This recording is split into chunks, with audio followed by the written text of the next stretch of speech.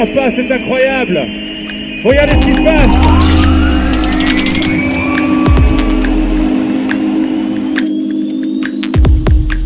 J'ai créé ma société en 98 qui avait pour but de pouvoir construire des véhicules moto, tricycle, quadricycle et automobiles. Et entre autres récemment, on est les créateurs de la moto volante. Le challenge principal déjà c'est le poids évidemment parce que c'est l'ennemi de tout engin volant. Donc il fallait trouver une technologie motrice pour la route qui soit légère et une technologie pour faire voler la machine. Il ne lâche rien.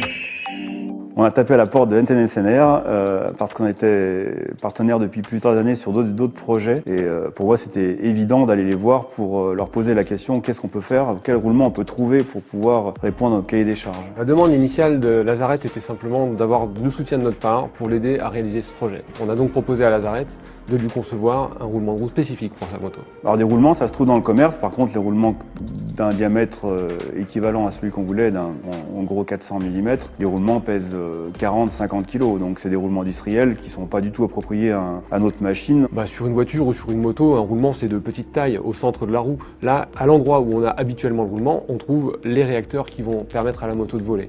Donc il faut concevoir un roulement qui soit autour de cette turbine et ça c'est inédit. Le roulement lui ne devait pas dépasser les 2,2 kg.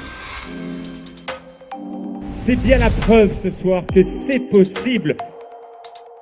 Ensuite, les sollicitations que voit le roulement sont inhabituelles puisque, en plus de devoir supporter le poids de la moto en roulant, il doit aussi pouvoir supporter la moto lorsqu'elle vole les roues à plat. L'étanchéité de ce roulement a été traitée de manière un peu particulière vu les contraintes de l'environnement et pour aller droit au but, nous avons fait des pièces en impression 3D qui ont permis de réaliser ce chicanage et cette étanchéité.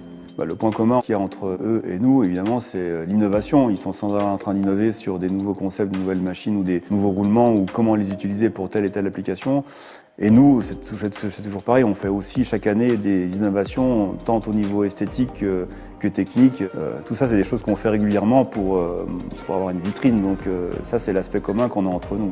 Comme à chaque fois avec Lazaret, c'est un projet qui nous permet d'être créatif, de repousser nos limites. C'est un artiste, mais c'est aussi un technicien. Je dois dire aussi que son optimisme sans faille est une ressource. La contribution d'NTN SNR sur ce projet n'a pas vocation à créer un produit qui sera commercialisé en grande série, c'est évident.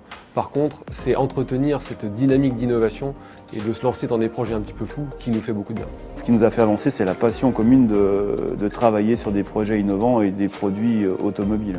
C'est sûr qu'il y a une certaine folie dans ce projet, mais je suis complètement fier que NTN SNR puisse y participer.